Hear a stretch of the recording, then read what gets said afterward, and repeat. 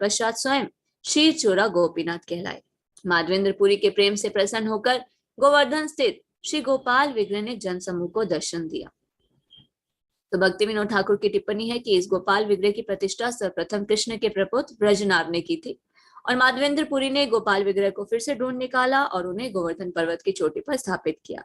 यही गोपाल विग्रह आज भी नाथद्वार में विद्यमान है और वल्लभाचार्य के वंशजों की देखरेख में है और इस विग्रह की पूजा बड़े ही ठाट बाट से की जाती है और वहां जाने वाला कोई भी व्यक्ति अल्प मूल्य देकर विभिन्न प्रकार का प्रसाद खरीद सकता है।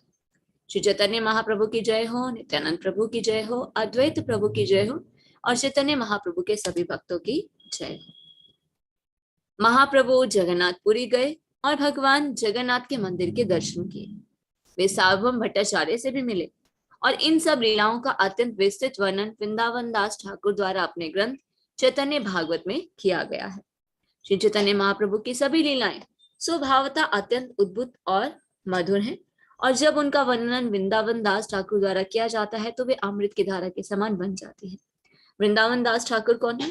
चैतन्य भागवत के रचयिता और उन्हें व्यास देव भी कहा जाता है। वृंदावन दास ठाकुर किसके पुत्र थे? नारायणी के पुत्र थे। नारायणी कौन है?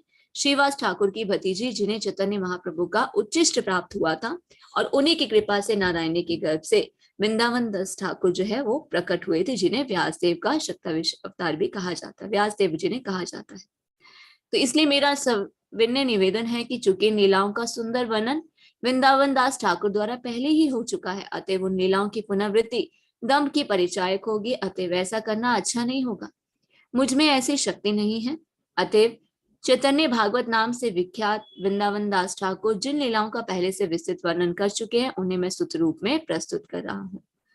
उन्होंने कुछ लीलाओं का विस्तृत वर्णन नहीं किया, परंतु सार मात्र दिया है, अतः मैं इस पुस्तक में उनका वर्णन करने का प्रयास करूंगा। तो यहाँ पर कृष्णदास कविराज गोस्वामी कह रहे कि वृंदावन दास ठाकुर ने तो विस्तृत वर्णन किया है, पर मैं यहाँ पे सूत्र रूप में प्रस्तुत करूंगा। वो बता चुके हैं, दोबारा मुझे बताने की आवश्यकता नहीं है, पर जिनका उन्होंने विस्तृत वर्णन नहीं किया, सार मात्र दिया, उनका मैं वर्णन करने का प्रयास करूंगा। अतः मैं वृंदावन दास ठाकुर के चरण कमलों में अपना सादर नमस्कार अर्पित करता हूँ। मुझे आशा है कि मेरे इस कार्य से उनके चरण कमलों के प्रति अपराध नहीं होगा। चैतन्य महाप्रभु अपने चारों भक्तों सहित जगन्नाथपुरी की ओर चल पड़े और वे बड़े ही उत्साह से भगवान के पवित्र नाम हरे कृष्ण कृष्ण कृष्ण हरे हरे, हरे राम राम राम हरे हरे का कीर्तन कर रहे थे। चैतन्य महाप्रभु प्रतिदिन स्वयं एक गांव में जाते और प्रसाद तैयार करने के लिए चावल तथा अन्य अनाज पर्याप्त मात्रा में मांग लाते। रास्ते में अनेक नदियां पड़ी और हर नदी पर कर एकत्र करने वाला व्यक्ति था, किंतु उसने महाप्रभु को रोका नहीं। पहले क्या होता था, नदियां जो पार करता था उनसे टैक्स लिया जाता था, कर लिया जाता था, पर महाप्रभु को कोई नहीं रोकता था। महाप्रभु ने भी उन सब पर कृपा की और अंत में वे रेमुना गांव पहुंचे। तो पहले महाप्रभु कैसे के जाते थे? नदी के पार, नदी के सहारे जो थे एक स्थान से दूसरे स्थान पर जाया करते थे। बालेश्वर नामक स्टेशन जो है वो 5 मील की दूरी पर है। रेमुना नामक गांव है और इस गांव में आज भी श्री चोरा गोपीनाथ का मंदिर है और इस मंदिर के भीतर आज भी श्यामानंद गोस्वामी के प्रमुख शिष्य रसिकानंद प्रभु की समाधि भी है। तो रेमुना के मंदिर में गोपीनाथ का विग्रह अत्यंत आकर्षक था। चैतन्य महाप्रभु ने इस मंदिर में दर्शन किए और अत्यंत भक्ति पूर्वक नमस्कार भी किए। जब श्री चैतन्य महाप्रभु गोपीनाथ विग्रह के चरण कमलों में प्रणाम कर रहे थे तो गोपीनाथ के सिर का पुष्प मुकुट महाप्रभु के मस्तक पर आ गिरा। जब अर्च विग्रह का पुष्प मुकुट उनके मस्तक पर आ गिरा तो श्री चैतन्य महाप्रभु अत्यंत प्रसन्न हुए। उन्होंने अपने भक्तों के साथ विभिन्न प्रकार से कीर्तन तथा नर्तन किया। श्री चैतन्य महाप्रभु के प्रगाढ़ प्रेम, उनके अत्युत्तम सौंदर्य और उनके दिव्य गुणों को देखकर अर्च विग्रह के सभी सेवक आश्चर्यचकित रह गए। चैतन्य महाप्रभु के प्रति प्रेमवश उन सेवकों ने नाना प्रकार से महाप्रभु की सेवा की और उस रात महाप्रभु गोपीनाथ के मंदिर में रुक गए। महाप्रभु वहां इसलिए रुके थे क्योंकि वे गोपीनाथ विग्रह का खीर प्रसाद पाने के लिए अत्यंत उत्सुक थे। उन्होंने अपने गुरु ईश्वरपुरी से यहाँ घटित एक कथा सुन रखी थी और यह विग्रह दूर दूर तक क्षीर चोरा गोपीनाथ के नाम से विख्यात है। और चैतन्य महाप्रभु ने अपने भक्तों को वह कथा सुनाई कि यह विग्रह इतना प्रसिद्ध कैसे हुआ। पूर्व काल में इस विग्रह ने माधवेंद्रपुरी के लिए क्षीर का पात्र चुराया था, अतः वे क्षीर चुराने वाले भगवान के नाम से प्रसिद्ध हुए, क्षीर चोरा गोपीनाथ। तो एक बार माधवेंद्रपुरी वृंदावन गए और वहां घूमते घूमते वे गोवर्धन पर्वत पहुंचे। माधवेंद्रपुरी भगवत प्रेम में उन्मत्त रहते थे और उन्हें इसका भी ज्ञान नहीं रहता था कि दिन है या रात। कभी वे उठ बैठते, कभी भूमि पर गिरते। उन्हें उचित अनुचित स्थान में भेद नहीं रहता था। गोवर्धन पर्वत की परिक्रमा करने के बाद माधवेंद्रपुरी गोविंद कुंड गए और वहां स्नान किया। फिर संध्या विश्राम के लिए एक वृक्ष के नीचे बैठ गए। गोविंद कुंड कहाँ आता है? जब हम परिक्रमा करते हैं, गोवर्धन की परिक्रमा करते हैं, तो जो पहला कुंड आता है उसे गोविंद कुंड कहा जाता है। और जब वे वृक्ष के नीचे बैठे थे, तभी एक अज्ञात ग्वालबाल दूध का पात्र लेकर आया और माधवेंद्रपुरी के सामने पात्र रखकर हंसते हुए उनसे इस प्रकार बोला, हे माधवेंद्रपुरी, कृपया मेरे द्वारा लाया हुआ दूध पीजिए। आप खाने के लिए कुछ भोजन क्यों नहीं मांग लाते? आप किस तरह का ध्यान कर रहे हैं? उस बालक के सौंदर्य को देखकर माधवेंद्रपुरी अत्यधिक संतुष्ट हुए। उसके मीठे वचन सुनकर वे अपनी सारी भूख तथा प्यास भूल गए। माधवेंद्रपुरी ने कहा, तुम कौन हो? तुम कहाँ रहते हो? तुम कैसे जान पाए कि मैं उपवास कर रहा हूँ?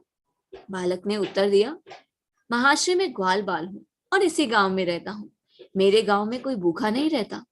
इस गांव में कोई भी व्यक्ति दूसरे से मांगकर भोजन कर सकता है। कुछ लोग केवल दूध पीकर रहते हैं, किंतु यदि कोई व्यक्ति किसी से भोजन नहीं मांगता तो मैं उसको खाने की सारी वस्तुएं देता हूँ। पानी लेने आई इस स्त्री ने आपको यहाँ देखा तो उन्होंने यह दूध देकर मुझे आपके पास भेजा है। बालक ने आगे कहा, मुझे शीघ्र ही गाय दुहने जाना है, किंतु मैं लौट कर ये दूध का पात्र आपसे ले जाऊंगा। तो जो ग्वाल बाल थे वो क्या करते हैं, माधवेंद्रपुरी के लिए एक दूध का पात्र लेकर आते हैं और उन्हें कहते हैं कि मैं अब जब गाय धोकर आऊंगा तो वापस इस पात्र को आपसे ले जाऊंगा। और ऐसा कहकर वह बालक वहां से चला गया। वह बालक अचानक अंतर्ध्यान हो गया तो माधवेंद्रपुरी का मन आश्चर्यचकित हो गया। दूध पीने के बाद श्री माधवेंद्रपुरी ने पात्र को धोया और एक तरफ रख दिया कि वो बालक आएगा, अभी पात्र को लेकर जाएगा। फिर भी उस बालक की राह देखते रहे, किंतु वह बालक लौटा नहीं। माधवेंद्रपुरी सो नहीं सके। वे बैठे रहे और हरे कृष्ण महामंत्र का जप करते रहे। रात्रि समाप्त होने पर उन्हें थोड़ी झपकी आ गई और उनके सारे बाह्य कार्य रुक गए। माधवेंद्रपुरी ने स्वप्न में उसी बालक को देखा। वह बालक उनके सामने आया और उनका हाथ पकड़कर उन्हें जंगल में एक कुंज तक ले गया। बालक ने माधवेंद्रपुरी को वह कुंज दिखाया और कहा, मैं इसी कुंज में रहता हूँ, अतः मुझे कड़ाके की ठंड, बरसती वर्षा, वायु और झुलसती गर्मी के कारण अत्यंत कष्ट हो रहा है। कृपया करके गांव के लोगों को लाकर मुझे इस झाड़ी से निकालिए और उन्हें कहकर मुझे पर्वत की चोटी पर भली प्रकार स्थापित कर दीजिए। बालक ने आगे कहा, कृपया उस पर्वत की चोटी पर एक मंदिर बनवाइए और मुझे उस मंदिर में स्थापित कर दीजिए। उसके बाद मुझे पर्याप्त शीतल जल से स्नान कराइए, जिससे मेरा शरीर स्वच्छ हो जाए। मैं बहुत दिनों से तुम्हारी बाट देखता रहा हूँ और सोचता रहा हूँ कि कब माधवेंद्रपुरी यहाँ आकर मेरी सेवा करेगा। मैंने तुम्हारे प्रेम भाव के कारण ही तुम्हारी सेवा स्वीकार की है। इस प्रकार मैं प्रकट होऊंगा और मेरा दर्शन करने से सारे पतित लोगों का उद्धार हो जाएगा। मेरा नाम गोपाल है। मैं गोवर्धन पर्वत को धारण करने वाला हूँ। मेरी स्थापना ब्रजनाभ द्वारा की गई थी और मैं यहाँ का अधिकारी हूँ। देखिए, भगवान स्वयं माधवेंद्रपुरी के स्वप्न में आते हैं और ये वही बालक है, भगवान स्वयं, जो उन्हें दूध का पात्र देकर आते हैं। और जब मुसलमानों का आक्रमण हुआ तो मेरी सेवा करने वाले पुजारी ने मुझे जंगल के इस कुंज में छिपा दिया। फिर वह आक्रमण के भय से भाग खड़ा हुआ। पुजारी के जाने के बाद मैं इसी कुंज में रह रहा हूँ और यह अच्छा हुआ कि तुम आ गए। अब मुझे सावधानी से बाहर निकालिए। यह सुनकर सारे लोग अत्यंत हर्षित हो माधवेंद्रपुरी के साथ चल पड़े और उनके निर्देशानुसार उन्होंने झाड़ियां काटकर रास्ता बनाया और जंगल में प्रवेश किया। जब उन्होंने अर्श विग्रह को धूल तथा घास से ढका देखा तो सब आश्चर्य और हर्ष से भर गए। जब अर्श विग्रह के शरीर को साफ कर दिया गया तो उनमें से कुछ लोगों ने कहा, यह विग्रह बहुत भारी है, इसे अकेला एक व्यक्ति हिला नहीं सकता। चूंकि विग्रह बहुत भारी था, अतः कुछ बलवान लोग उसे पर्वत की चोटी पर ले जाने के लिए एकत्र हुए। माधवेंद्रपुरी भी वहां गए। एक बड़े पत्थर को सिंहासन बनाया गया और उस पर अच्छे विग्रह को प्रतिष्ठित कर दिया गया। एक दूसरा बड़ा पत्थर विग्रह के सहारे के लिए पीछे लगा दिया। तो ये सिंहासन और ये जो पत्थर है बड़ा, ये अभी भी वहां पर है, आप जाकर देख सकते हैं। कुछ लोगों के लिए पहाड़ी पर चढ़ना मुश्किल होता है, पर वहां जो आसपास के ग्वाल बाल हैं, छोटे छोटे बच्चे भी हैं, वो भी हाथ पकड़कर आपको ऊपर दर्शन करवाने ले जा सकते हैं। गांव के सारे ब्राह्मण पुरोहित जल के 9 घड़े लेकर एकत्र हुए और गोविंद कुंड से पानी लाया गया और उसे छाना गया। आज विग्रह की प्रतिष्ठा करते समय गोविंद कुंड से 900 घड़े जल लाया गया। बिगुल और ढोल बजने लगे, स्त्रियां गीत गाने लगी। तो जब भगवान के विग्रह को निकाला जाता है, वहां ऊपर पहाड़ी पर स्थापित किया जाता है, एक सिंहासन बनाया जाता है और पीछे एक बैग के लिए भी एक पत्थर लगाया जाता है और फिर उनको स्नान करवाया जाता है गोविंद कुंड से जल लेकर, 900 घड़े जल लेकर। फिर बिगुल ढोल बजते हैं, सभी गीत गाने लगते हैं। प्रतिष्ठा उत्सव के समय कुछ लोग गा रहे थे, कुछ नाच रहे थे। गांव का सारा दूध, दही और घी उत्सव के लिए लाया गया। वहां पर नाना प्रकार के व्यंजन और मिठाइयां और अन्य उपहार भी लाए गए। मैं उन सब का वर्णन कर पाने में असमर्थ हूँ। गांव वाले प्रचुर मात्रा में तुलसी दल, फूल तथा विभिन्न प्रकार के वस्त्र ले आए। तब श्री माधवेंद्रपुरी ने स्वयं अभिषेक प्रारंभ किया। हरि भक्ति विलास में बताया गया कि अर्च विग्रह को दूध दही मिश्रित जल से स्नान कराना चाहिए। साथ ही शंख, घंटियां तथा अन्य वाद्य बजाकर ओम भगवते वासुदेवाय मंत्र का तथा ब्रह्म संहिता के श्लोक चिंतामणि प्रकर सद्म सुकल्प वृक्ष लक्षावृतेश सुरभिरभिपालयन्तम से शुरू होने वाले श्लोकों का उच्चारण करना चाहिए। तो आप कभी भी इस्कॉन मंदिर में देख सकते हैं, जब भी भगवान का अभिषेक होता है, चाहे वो नित्यानंद त्रयोदशी हो, गौर पूर्णिमा हो, जन्माष्टमी हो, तो ब्रह्म संहिता को गाया जाता है। ब्रह्म संहिता क्या है? ब्रह्मा जी द्वारा गाई गई बहुत ही सुंदर स्तुति। तो उसका पहला श्लोक क्या है? ईश्वरः परम कृष्ण सच्चिदानंद विग्रह अनादिरादिर गोविंदा सर्व कारण कारणम। और जब मंत्र उच्चारण से सारा मंगल दूर हो गया, तब अर्च विग्रह का अभिषेक प्रारंभ हुआ और सर्वप्रथम विग्रह पर प्रचुर तेल मला गया, जिससे उनका शरीर चिकना उठा। देखिए आप यहाँ पे एक वर्ड देख रहे हैं, मंत्र उच्चारण से सारा मंगल दूर हो गया। मंत्र उच्चारण क्या? ये दिव्य ध्वनि होती, तो इससे क्या नेगेटिव एनर्जी जो है वो सब खत्म हो जाती। और फिर अर्च विग्रह का अभिषेक हुआ और सर्वप्रथम विग्रह पर तेल मला गया, जिनसे उनका शरीर चिकना हो उठा। प्रथम स्नान के बाद पंचगव्य से, फिर पंचामृत से स्नान कराया गया। फिर 100 घड़ों में लाए गए घी और जल से महास्नान कराया गया। पंचगव्य दूध, दही, घी, गोमूत्र और गोबर से बनता है। ये सारे पदार्थ गाय से प्राप्त होते हैं। अतएव हम कल्पना कर सकते हैं कि गाय कितनी महत्वपूर्ण है कि भगवान का अभिषेक पंचगव्य से करवाया जाता है, क्योंकि इसके मूत्र गोबर को कि विग्रह को स्नान कराने की जरूरत पड़ती है। तो पंचामृत में 5 प्रकार के अमृत होते हैं। दही, दूध, घी, शहद, चीनी मिले रहते हैं। इससे भी अधिकांश अवयव गाय से ही प्राप्त होते हैं और इन्हें सुस्वाद बनाने के लिए चीनी और शहद मिलाया जाता है। महास्नान के बाद पुनः विग्रह को सुगंधित तेल से मलकर उनके शरीर को चिकना किया गया। तत्पश्चात एक शंख में सुगंधित जल भरकर अंतिम अभिषेक संपन्न किया गया। तो जब भी हम अभिषेक करते हैं, उसके बाद उनके शरीर पे थोड़ा सा तेल लगा देते हैं और फिर उनका अंतिम अभिषेक संपन्न किया गया। श्रील भक्ति सिद्धांत सरस्वती ठाकुर ने इसकी टीका करते हुए हरि भक्ति विलास में द्वंद दिया है कि जौ का आटा, गेहूं का आटा, सिंदूर, उड़द की पिसी हुई दाल, पिसे चावल को गाय की पूंछ के बाल से बने तूली से विग्रह के शरीर पर लेपा जाता है। आपने कभी देखा हो इस्कॉन में होता है, तो लास्ट में क्या करते हैं, जैसे धूल उठती है इस तरह से वो उड़ाया जाता है। तो वो किससे बना होता है? गेहूं का आटा, जौ का आटा, पिसे हुए चावल का आटा, उसे गाय की पूंछ के जो बाल होते हैं उनसे भगवान को लास्ट जो है अंतिम अभिषेक कराया जाता है। तो इससे क्या होता है? अच्छी चमक आ जाती है विग्रह के शरीर पर। मला जाने वाला तेल सुगंधित होना चाहिए। महान स्नान संपन्न कराने के लिए विग्रह के ऊपर कम से कम 2-2.5 मन जल उड़ेलना चाहिए, क्योंकि बहुत सारी चीजों से स्नान कराया जाता है, तेल है, दूध है, घी है। तो फिर विग्रह को अच्छे से साफ करने के लिए खूब सारा जल डालना चाहिए। तो विग्रह का शरीर स्वच्छ करने के बाद उन्हें सुंदर नए वस्त्र पहनाए गए। तो देखिए यहाँ से हम जान सकते हैं जिनके घर में अर्च विग्रह है कि उन्हें किस प्रकार स्नान कराना चाहिए। तो ये विधि बताई जाती है। तो विग्रह का शरीर स्वच्छ करने के बाद उन्हें सुंदर नए वस्त्र पहनाए गए। फिर विग्रह पर चंदन, तुलसी माला, अन्य सुगंधित फूलों की मालाएं पहनाई गई। अभिषेक संपन्न होने के बाद अर्च विग्रह को धूप और दीप अर्पित किए गए और विभिन्न प्रकार का भोग अर्पित किया गया। भोग में दही, दूध और अनेक मिठाइयां सम्मिलित थी। सर्वप्रथम अर्चविग्रह को तरह तरह का भोग अर्पित किया गया। फिर नए पात्रों में सुवासित पीने का जल तथा आचमन के लिए जल दिया गया। अंत में मसालेदार पान का भोग लगाया गया। तांबूल तथा पान देने के बाद भोग आरती संपन्न की गई और अंत में हर एक ने विविध प्रार्थनाएं की और विग्रह को पूर्ण आत्मसमर्पण के भाव में दंडवत प्रणाम किया। जो ही ग्वाल वालों को पता चला कि अर्चविग्रह की प्रतिष्ठा होने जा रही है, वे अपने यहाँ से सारा चावल, दाल और गेहूं का आटा ले आए और यह सामग्री इतनी मात्रा में थी कि पर्वत की चोटी उससे पूरी तरह भर गई। और जब गांव वाले चावल, दाल, आटा लेकर आए तो गांव के कुमार भोजन पकाने के सभी प्रकार के बर्तन भी ले आए और प्रातः काल से ही भोजन पकाना प्रारंभ हुआ।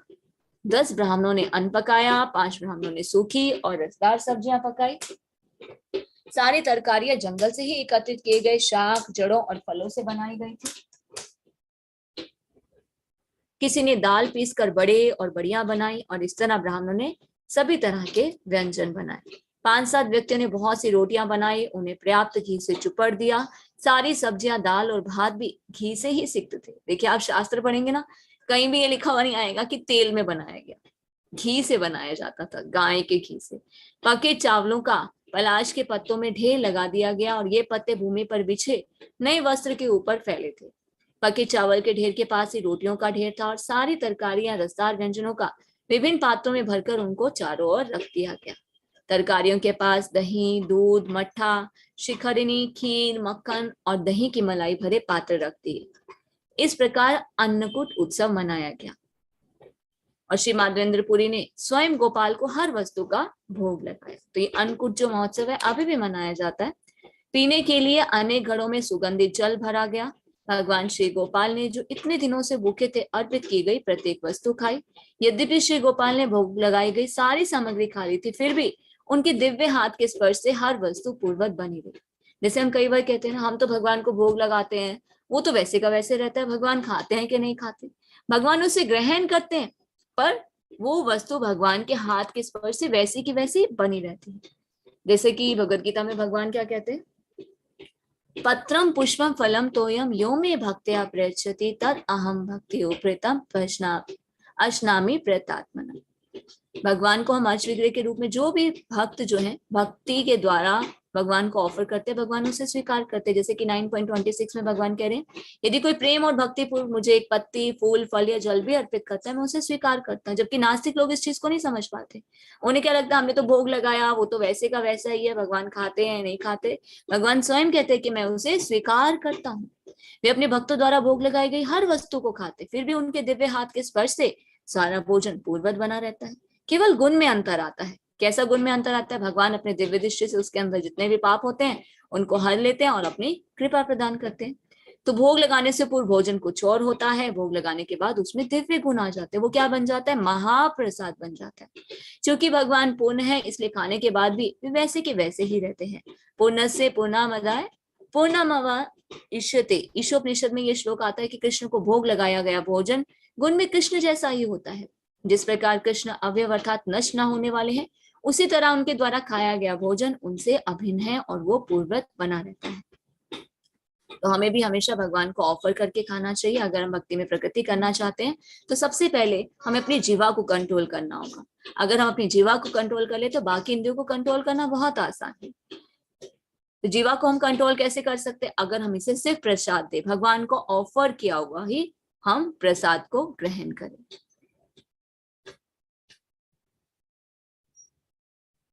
माधवेंद्रपुरी ने दिव्य अनुभव से जान लिया कि किस तरह गोपाल द्वारा सब कुछ खा लिया गया और फिर भी भोजन जो का त्यों बना रहा, क्योंकि भगवान अपने दिव्य हाथ से स्पर्श करके उस वस्तु का वैसे रहने देते हैं। भगवान के भक्तों से कुछ छुपा नहीं रहा। यह अद्भुत महोत्सव, श्री गोपाल जी की प्रतिष्ठा, दोनों की व्यवस्था एक ही दिन में हो गई। गोपाल जी का अभिषेक किया, उन्हें प्रतिष्ठित किया, स्थापित किया और उस दिन यह अन्नकूट महोत्सव भी मनाया गया। निसंदेह ऐसा गोपाल की शक्ति से ही संभव हो सका। इसे भक्तों के अतिरिक्त कोई दूसरा नहीं समझ सकता। हमारे घर में जो अर्चविग्रह आते हैं वो ऐसे नहीं आते, वो भगवान हमें सेवा प्रदान करते हैं कि मेरी सेवा करो अर्चविग्रह के रूप में, तभी भगवान स्वयं आते हैं। हम उनकी प्रतिष्ठा करते हैं। वैसे तो घर में प्रतिष्ठा नहीं करनी चाहिए, वेलकम करना चाहिए। और फिर हम जो भी महोत्सव करते हैं सब भगवान की कृपा द्वारा ही संभव है। श्री माधवेंद्रपुरी ने गोपाल का आचमन करने के लिए जल दिया, चबाने के लिए पान दिए, और उसके बाद जब आरती की गई तो सारे लोगों ने गोपाल की जय जयकार की। भगवान के विश्राम का प्रबंध करने के उद्देश्य से श्री माधवेंद्रपुरी एक नई चारपाई ले आए और उसके ऊपर एक नई चादर बिछाकर शैया प्रस्तुत कर दी। चारपाई को चारों ओर से चटाई से ढककर एक अस्थायी मंदिर बना दिया गया। इस तरह एक शैया थी और उसे ढकने के लिए चटाइयां थी। भगवान को शयन कराने के उपरांत माधवेंद्रपुरी ने प्रसाद बनाने वाले सारे ब्राह्मणों को एकत्र किया और उनसे कहा, अब बच्चे से लेकर वृद्ध तक हर एक को भरपेट भोजन कराएं। तो उनकी प्रतिष्ठा भी की, अन्नकूट महोत्सव भी बनाया और उनको शयन कराने के लिए भी बहुत ही सुंदर बिस्तर भी लगाया गया। तो जिनके घर में भी अश्वगृह हैं उन्हें भी यही प्रयास करना चाहिए कि भगवान के लिए एक शैया का इंतजाम आप करें ताकि भगवान को आप रात को शयन करा सकें। और जब भगवान को शयन करा दिया उसके बाद सभी को भरपेट भोजन प्रसाद खिलाया गया। वहां पर एकत्र सारे लोग प्रसाद ग्रहण करने के लिए बैठ गए और एक एक करके सबने प्रसाद ग्रहण किया। सबसे पहले सभी ब्राह्मणों ने उनकी पत्नियों को भोजन कराया गया। गोवर्धन गांव के लोगों ने ही नहीं अपितु अन्य गांव से आए हुए लोगों ने भी प्रसाद ग्रहण किया। उन्होंने गोपाल विग्रह का दर्शन भी किया और उन्हें प्रसाद भी मिला। और माधवेंद्रपुरी का प्रभाव देखकर वहां एकत्र सारे लोग आश्चर्यचकित हो गए। उन्होंने देखा कि कृष्ण के समय जो अन्नकूट उत्सव मनाया गया था वही अब माधवेंद्रपुरी की कृपा से पुनः मनाया जा रहा है। एक बार पहले कब हुआ था अन्नकूट महोत्सव? जब भगवान कृष्ण के जो पिता है नंद महाराज इंद्र को प्रसन्न करने के लिए उत्सव मनाते हैं। पर भगवान क्या कहते हैं, कृष्ण हमारी सभी आवश्यकताओं को तो गोवर्धन पूरा करते हैं, आप इंद्र की पूजा क्यों कर रहे हैं? इंद्र को इन सब चीजों का भोग लगा रहे हैं, आपको तो गोवर्धन का भोग लगाना चाहिए। तो एक बड़ा ही महोत्सव मनाया जाता है जिसमें गोवर्धन जी को भोग लगाया जाता है। तो उसी तरह का महोत्सव फिर से माधवेंद्र की कृपा से, माधवेंद्रपुरी की कृपा से मनाया जा रहा था। और इस अवसर पर उपस्थित सारे ब्राह्मणों को श्री माधवेंद्रपुरी ने वैष्णव संप्रदाय में दीक्षा दी और उन्हें विभिन्न सेवा कार्यों में लगा दिया। विश्राम के बाद विग्रह को संध्या समय जगाना चाहिए और तुरंत ही उन्हें कुछ भोजन और जल का भोग लगाना चाहिए। हम लोग क्या करते हैं घर में अश्वविग्रह, दोपहर को विश्राम करा देते हैं, संध्या का समय होता है तो उन्हें जगाते हैं, फिर उनको जल ऑफर करते हैं, किसी चीज का भोग लगाते हैं। तो जब देश भर में यह प्रचार हो गया कि भगवान गोपाल गोवर्धन पर्वत के ऊपर प्रकट हो चुके हैं तो आसपास के सभी गांव वाले विग्रह का दर्शन करने के लिए आए। हर एक गांव वालों ने एक एक करके माधवेंद्रपुरी से प्रार्थना की कि अन्नकूट महोत्सव मनाने के लिए उन्हें एक दिन नियत कर दिया जाए। इस तरह कुछ समय तक दिन प्रतिदिन अन्नकूट उत्सव मनाया जाता रहा। श्री माधवेंद्रपुरी ने दिन भर कुछ नहीं खाया, सबने खूब भरपेट खाया पर माधवेंद्रपुरी ने कुछ नहीं खाया। किंतु रात में विग्रह को शयन कराने के बाद उन्होंने दूध से बना प्रसाद खाया।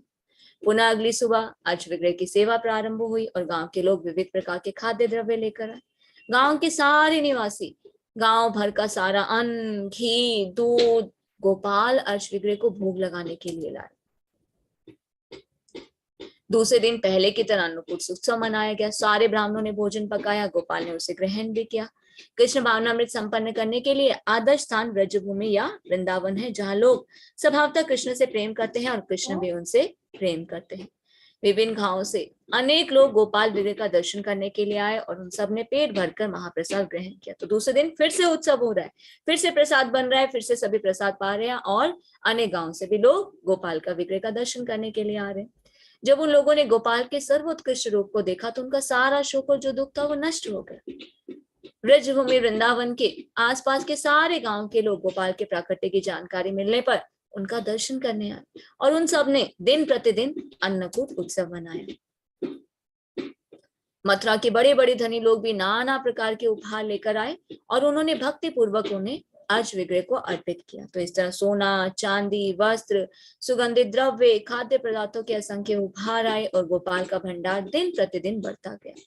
धनी क्षत्रिय राजपुरुष ने मंदिर बनवा दिया, किसी ने भोजन पकाने के बर्तन दे दिए, किसी ने 4 दीवारियां बना दी और ब्रजभूमि में रहने वाले हर परिवार ने एक एक गायें भी दी। इस तरह हजारों गायें गोपाल की संपत्ति बन गई।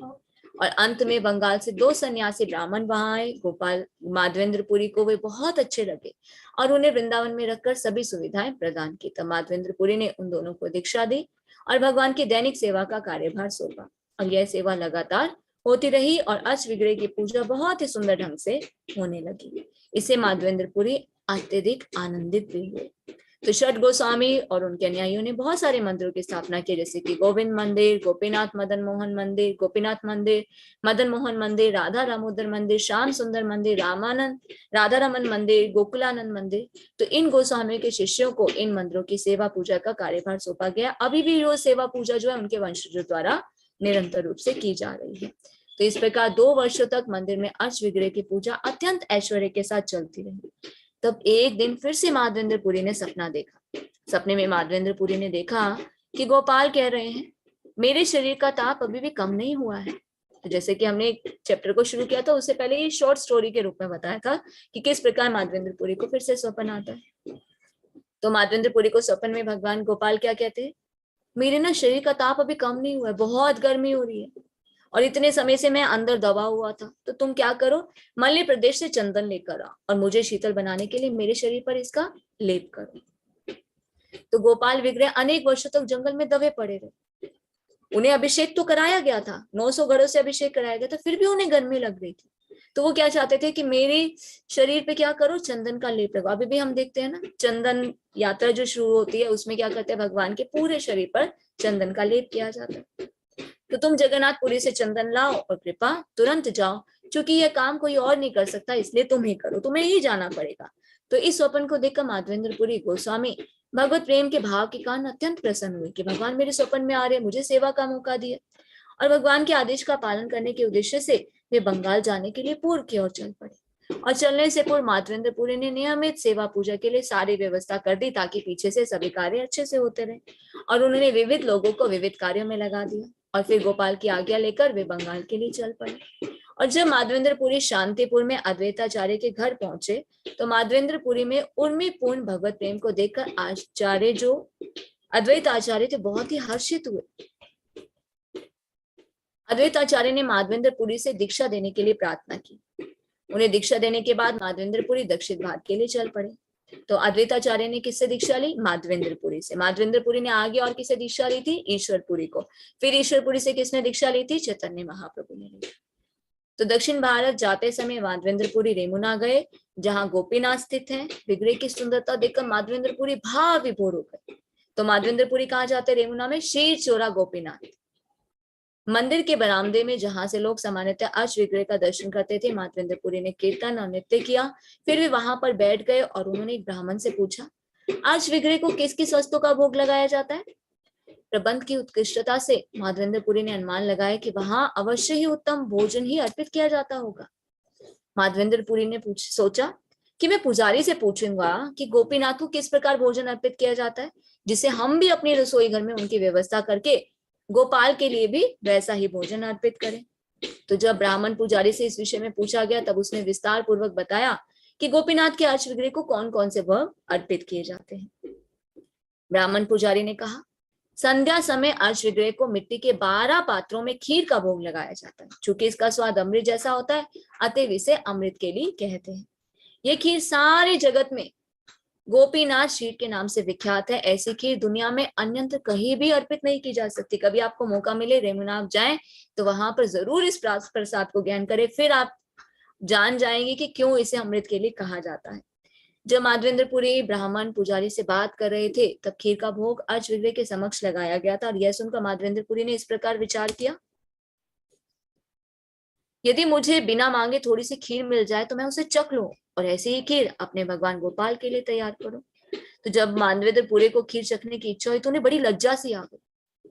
वे तुरंत ही भगवान विष्णु का चिंतन करने लगे। और जब वे इस प्रकार भगवान विष्णु का चिंतन कर रहे थे, तब भोग का अर्पण समाप्त हो गया और आरती शुरू हो गई। और आरती समाप्त होने पर माधवेंद्र पुरी ने अश्विग्र को नमस्कार किया, फिर मंदिर से बाहर चले गए। और उन्होंने किसी से और कुछ भी नहीं कहा, क्योंकि उन्हें क्या लग रहा था, अभी तो भगवान का भोग लगना था और मैंने उसे टेस्ट करने की इच्छा थी। तभी हम देखते हैं ना, कभी भगवान को जो भोग लगाया जाता है तो उस पर किसी की नजर नहीं पड़नी चाहिए, क्योंकि उसे हमें भगवान को अर्पित करना है। तो इसलिए उसे ढक कर रखा जाता है, ढक कर लेकर जाया जाता है, फिर मंदिर में रखा जाता है। तो माधवेंद्र पुरी जो थे, भिक्षा मांगने से बचते थे। वे पूर्णतः विरक्त थे और भौतिक वस्तु के प्रति उदासीन थे। बिना मांगे यदि कोई खाने के लिए कुछ दे देता था तो खा लेते थे, वरना वे उपवास ही करते थे। तो माधवेंद्र पुरी जैसा परमहंस सदैव भगवान की प्रेमा भक्ति से संतुष्ट रहता था। भौतिक भूख प्यास उनके कार्यकलापों में बाधक नहीं बन सकते थे। पर हमें तो बड़ी भूख लगती है, एक दिन हम खाना नहीं खाएं, कोई व्रत को कर ले तो हमें होता है कब नेक्स्ट डे होगा, कब व्रत को हम खोलेंगे। क्यों? क्योंकि हम क्या है अभी बॉडली स्तर पे हैं, शारीरिक स्तर पर हैं। जिसे भगवान से बहुत ज्यादा प्रेम हो जाता है उसे फिर ये चीजें नहीं सताती। हम देखते हैं ना, कभी एकादशी का व्रत करते हैं, कुछ लोग होते हैं ना, हम नेचुरली अपने भी देख सकते हैं कि कभी एकादशी का व्रत हो, जन्माष्टमी हो, वैसे हम भूखे प्यासे नहीं रह सकते, पर उस दिन व्रत रखा जाता है। क्यों? क्योंकि उस दिन हमें क्या होता है, भगवान का चिंतन होता है कि आज जन्माष्टमी है, आज भगवान ने जब प्रकट हुए थे तो आज हमें भगवान के लिए भोग बनाना है। तो उस दिन भूख प्यास की कोई भी चिंता नहीं होती।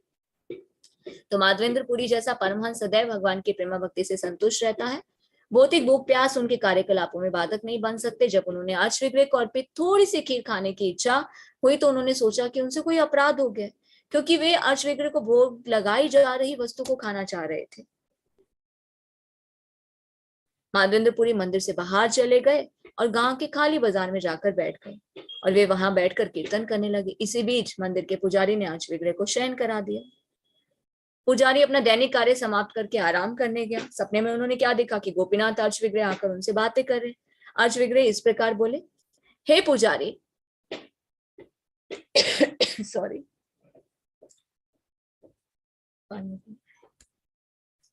कृपया उठो और मंदिर का द्वार खोलो। मैंने खीर का एक पात्र सन्यासी माधवेंद्रपुरी के लिए रख लिया है। यह खीर का पात्र मेरे कपड़े के पर्दे के पीछे है। तुम मेरी माया के कारण उस पात्र को देख नहीं पाए, क्योंकि तुम जब शयन कराते तब तुम देख नहीं सके। तो माधवेंद्रपुरी नामक एक सन्यासी जो है वो निर्जन बाजार में बैठा है। तुम खीर के इस पात्र को मेरे पीछे से उठा लो और जाकर उसे दे दो।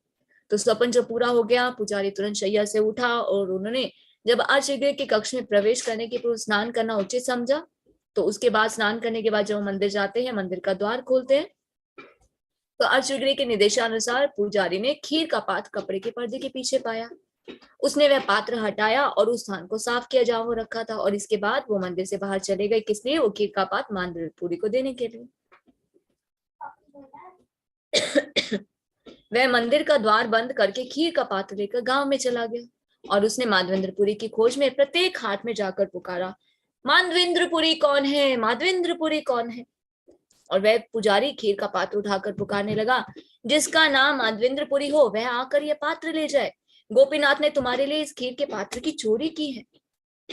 पुजारी ने आके कहा, क्या माधवेंद्रपुरी नामक सन्यासी आकर यह खीर पात्र लेंगे और अत्यंत सुखपूर्वक प्रसाद ग्रहण करेंगे? आप तो तीनों लोकों में परम भाग्यशाली व्यक्ति हैं कि आपके लिए भगवान ने खीर का प्रसाद चोरी किया। यह निमंत्रण सुनकर माधवेंद्रपुरी सामने आ गए और उन्होंने अपना परिचय दिया। तब पुजारी ने उन्हें वह खीर का पात्र दिया और दंडवत प्रणाम किया। जब माधवेंद्रपुरी को खीर पात्र की कथा विस्तार में बतलाई गई तो वे कृष्ण प्रेम के आनंद में मग्न हो गए। माधवेंद्रपुरी ने प्रेम भाव के लक्षण देखकर पुजारी आश्चर्यचकित हो गया और उनकी समझ में आ गया कि कृष्ण उनके प्रति इतने कृतज्ञ क्यों हो गए। उसने देखा कि यह कृष्ण का कार्य उपयुक्त था। तो एक भक्त कृष्ण को पूरी तरह अपने वश कर सकता है। भगवान को वैसे तो कोई नहीं जीत सकता, पर एक भक्त जो है वो अपनी भक्ति के द्वारा भगवान को जीत सकता है। माधवेंद्रपुरी को नमस्कार करके वह पुजारी मंदिर वापस लौट आया। तब आवेश में माधवेंद्रपुरी ने कृष्ण द्वारा प्रदत्त खीर ग्रहण की और इसके बाद माधवेंद्रपुरी ने उस पात्र को धोया और तोड़कर उसे खंड खंड कर दिया। मिट्टी का वो पात्र था, खीर तो खा ली, और मिट्टी के पात्र को उन्होंने संभाल के रखा और उसके छोटे छोटे टुकड़े कर दिए और एक कपड़े में बांध दिया। फिर उन्होंने उस खंडों को बाह्य वस्त्र में बांधकर ठीक से रख लिया। माधवेंद्रपुरी प्रतिदिन उस मिट्टी के पात्र का एक खंड खाते थे और खाते ही वे भावावेश में आ जाते थे। ये सब अद्भुत कथाएं हैं। तो उस पात्र को खंड खंड करके अपने वस्त्र में बांध देने के बाद माधवेंद्रपुरी सोचने लगे, भगवान ने मुझे खीर का पात्र दिया है और कल प्रातःकाल जब लोग इसके बारे में सुनेंगे तो बहुत ही बड़ी भीड़ लग जाएगी। तो यह सोचकर माधवेंद्रपुरी ने उसी स्थान पर गोपीनाथ जी को दंडवत प्रणाम किया। प्रातः होने से पूर्व ही रेमुना से चले गए। तो देखिए वैसे ही क्या होता है, अगर किसी को भगवान स्वप्न में आए या भगवान कुछ भी ऐसा चमत्कार करे तो क्या चाहते हैं लोग कि हमारी वाहवाही हो, भीड़ इकट्ठी हो, हमारा नाम हो। पर माधवेंद्रपुरी जैसे जो भक्त थे वो नहीं चाहते थे कि मैं ग्लोरीफाइड हूँ, लोग मेरी वाहवाह करें, मुझे आके दंडवत करें, मेरा सम्मान करें। तो वो क्या करते हैं, चुपचाप वहां से रेमुना से निकल जाते हैं। तो माधवेंद्रपुरी चलते चलते जगन्नाथपुरी पहुंच जाते हैं, जो नीलाचल के नाम से भी विख्यात है। वहां उन्होंने भगवान जगन्नाथ के दर्शन किए और प्रेमानंदवश विह्वल हो उठे। श्री माधवेंद्रपुरी भगवत प्रेम से भावभूत होकर कभी उठ खड़े होते, कभी भूमि पर गिर पड़ते, कभी वे हंसते, कभी वे नाचते, और इस प्रकार जगन्नाथ विग्रह के दर्शन करके उन्हें दिव्य आनंद का अनुभव किया। और जब माधवेंद्रपुरी जगन्नाथपुरी आए तो लोग उनकी दिव्य ख्याति से परिचित थे। अतएव लोगों की भीड़ आने लगी। लोगों को पता चल गया कि माधवेंद्रपुरी के साथ क्या हुआ है, किस प्रकार भगवान ने उनके लिए खीर का पात्र चोरी किया, तो सब उनसे मिलने के लिए आए और भक्तिवश उनका तरह तरह से सम्मान भी करने लगे। मनुष्य भले ही ना चाहता हो, फिर भी विधाता द्वारा नियत प्रतिष्ठा उसे मिल ही जाती। निसंदेह भक्त की दिव्य प्रतिष्ठा समग्र विश्व में फैल जाती है। प्रभुपाद ने अपने जीवन को पूर्ण रूप से भगवान के चरण कमलों में समर्पित कर दिया।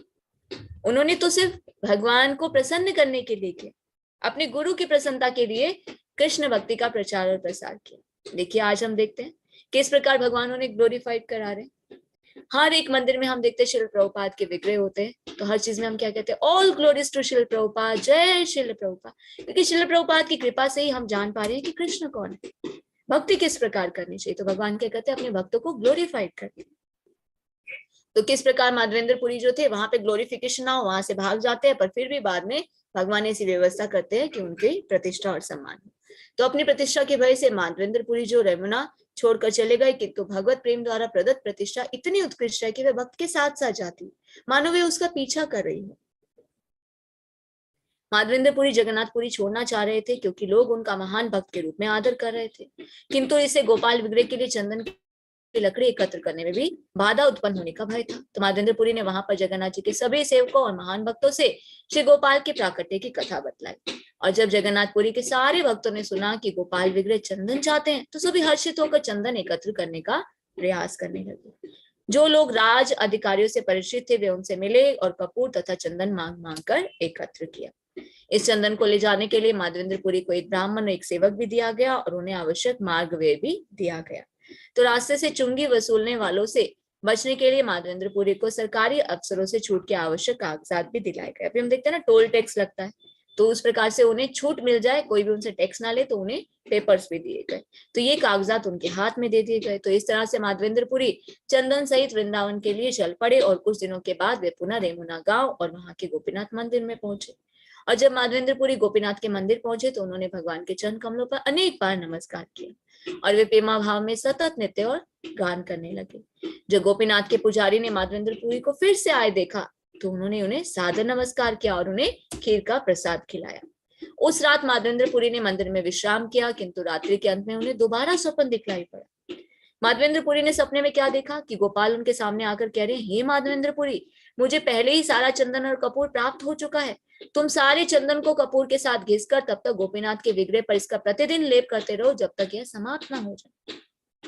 चंदन किसने मंगवाया था? गोपाल जी ने, जिन्हें जंगल से निकाला गया था, गोवर्धन की चोटी पर स्थापित किया गया था। अब फिर से स्वप्न क्या आ रहा है? गोपाल जी आकर क्या कह रहे हैं, मुझे प्राप्त हो गया चंदन, मुझे अब उसकी आवश्यकता नहीं है। तुम अभी कहाँ हो? रेमुना में शीर चोरा गोपीनाथ में हो, तो वहां पे गोपीनाथ जी को वो चंदन लगाओ। कब तक लगाओ? जब तक वो सारा खत्म नहीं हो जाता। मेरे शरीर और गोपीनाथ के शरीर में कोई अंतर नहीं है, वे अभिन्न है। अतएव यदि तुम गोपीनाथ के शरीर पर चंदन लेप करते तो वह मेरे शरीर पर लेप के ही समान है। तो इस प्रकार मेरे शरीर का ताप कम हो जाएगा। मेरे आदेशानुसार कार्य करने में तुम तनिक भी संदेह मत करो, मुझ पर विश्वास रखकर जो आवश्यक हो वही करो। और इतना आदेश देकर गोपाल अंतर ध्यान हो गए। फिर माधवेंद्रपुरी जग जाते हैं और उन्होंने तुरंत गोपीनाथ के सभी सेवकों को बुलाया और वे वहां पर उपस्थित हो गए।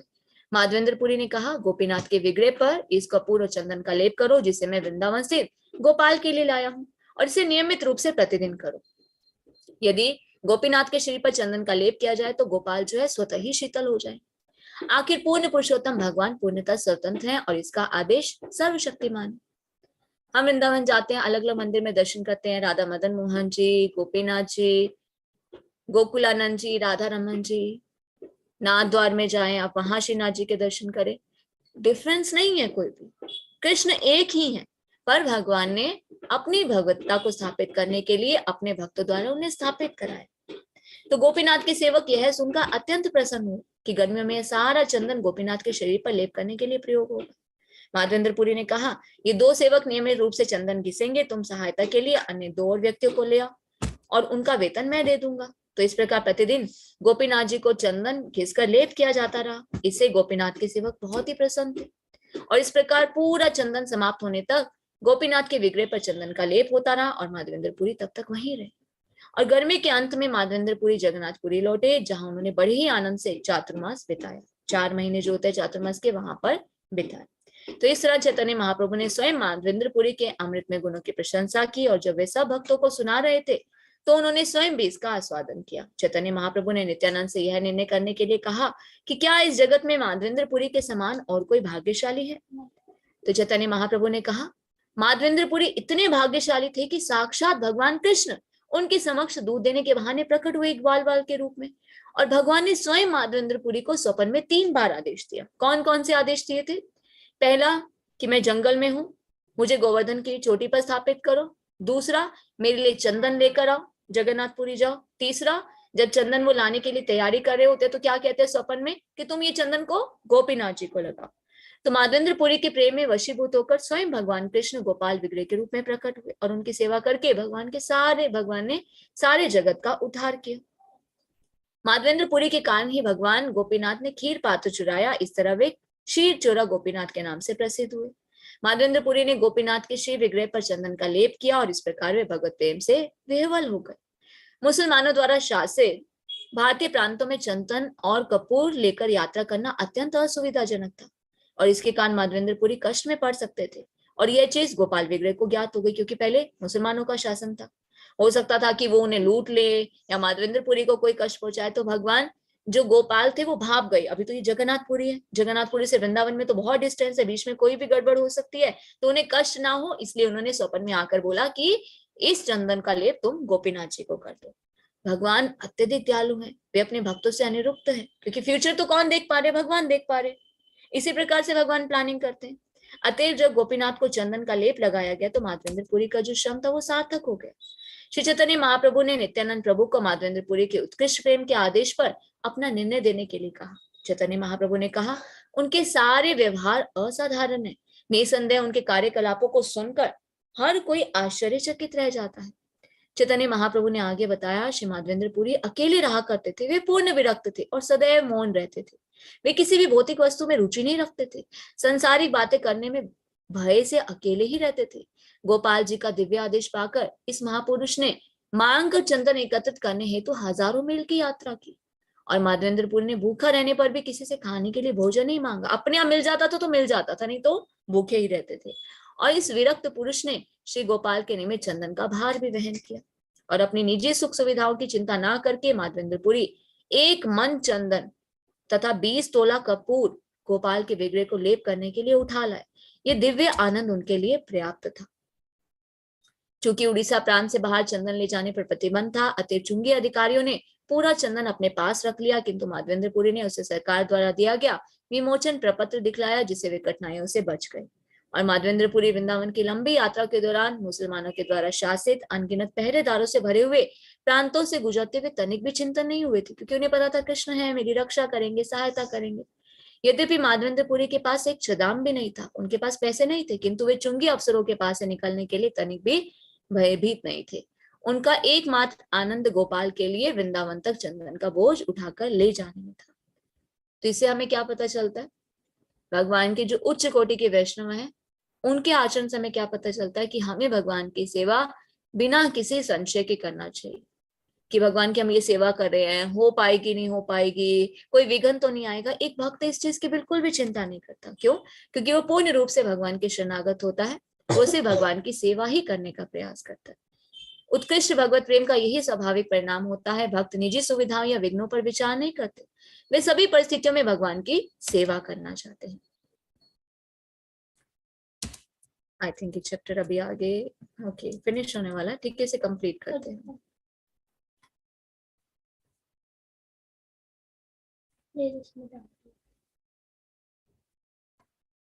श्री गोपाल यह दिखलाना चाहते थे कि माधवेंद्रपुरी कृष्ण से कितना प्रगाढ़ प्रेम करते थे, अतः उन्होंने नीलाचल से चंदन और कपूर लाने के लिए उनसे कहा।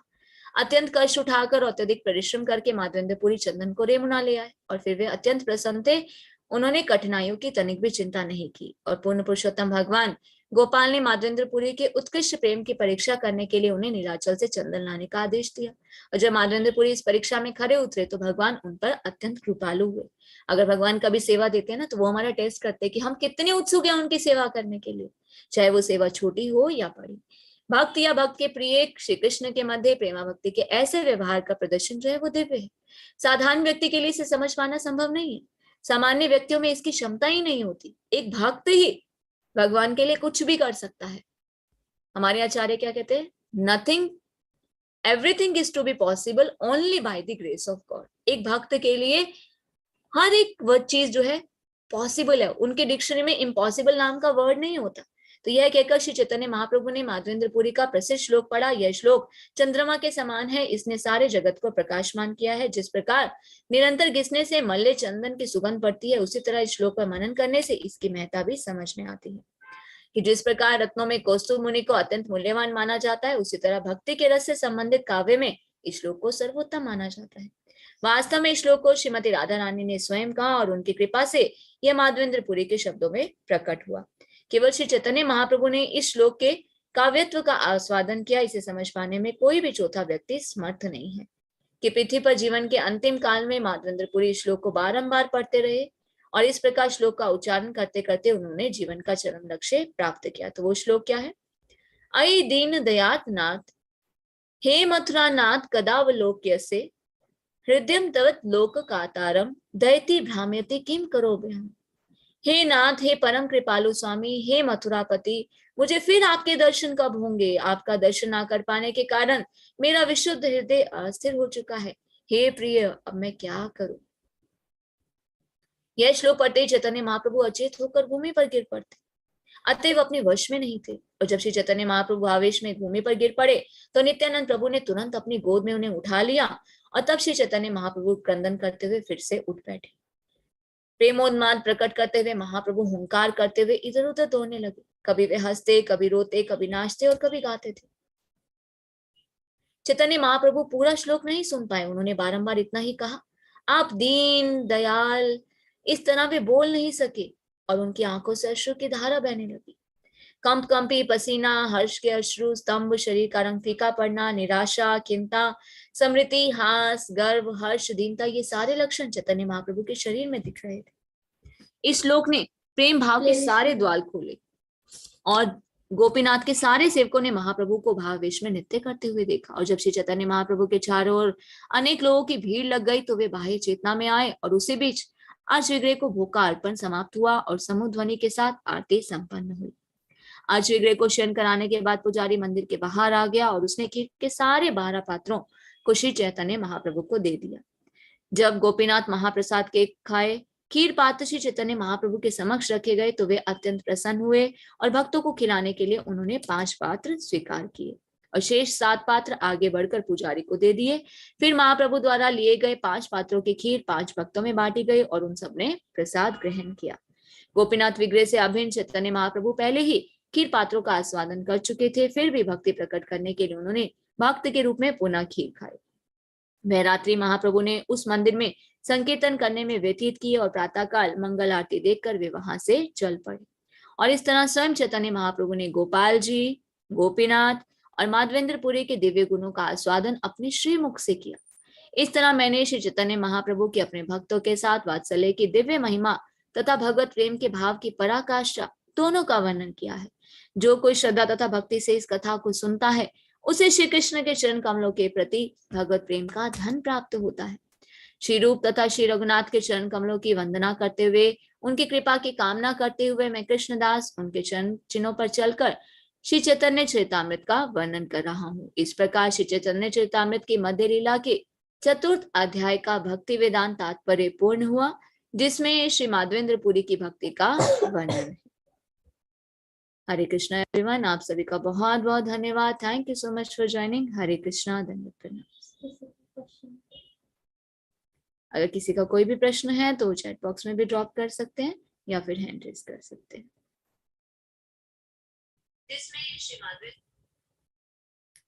हरे कृष्णा पूनम माता जी। हरे कृष्णा माता जी, दंडवत प्रणाम। दंडवत प्रणाम माता जी। माता जी, मैं ये जानना चाहती हूँ, जैसे हम इस्कॉन जाते हैं टेम्पल में, तो वहां पे जब फूल माला भगवान जी को अर्पित की जाती है और फिर हम जैसे गले में पहन लेते हैं, तो उसका क्या मतलब होता है? भगवान की कृपा प्राप्त हो रही है। भगवान के मतलब चरण कमलों को जो स्पर्श कर दी, देखिए माला कई बार क्या करते हैं पुजारी, चरण कमलों पे भी रख देते हैं ना। कई बार जी, विग्रह को पहनी हुई माला है वो भी आपको मिल जाती है, तो भगवान की कृपा, और उसे अपने शरीर पर लगाए रखना चाहिए। तो माता जी जैसे हमने धारण कर ली, फिर उस क्या करना चाहिए माला को, फिर उसके बाद? काफी समय तक पहन के रखें, उसके बाद जल प्रवाह कर दें। जी। और माता जी जैसे एक एक मतलब हम एक पर्सन ने धारण कर ली परिवार के, तो वो सभी पहन सकते हैं उसी माला को, या हाँ ये वो माता जी, एक? सभी सभी पहन सकते हैं। उनके फ्लावर्स को स्मेल कीजिए, अपने मस्तक पर लगाइए, शरीर पर धारण कीजिए, घर के सभी सदस्य कर सकते हैं। जी माता जी, बहुत बहुत धन्यवाद, धन्यवाद प्रणाम। हरे कृष्ण माता जी, दंडवत प्रणाम। हरे कृष्ण संजय प्रभु जी, प्लेलिस्ट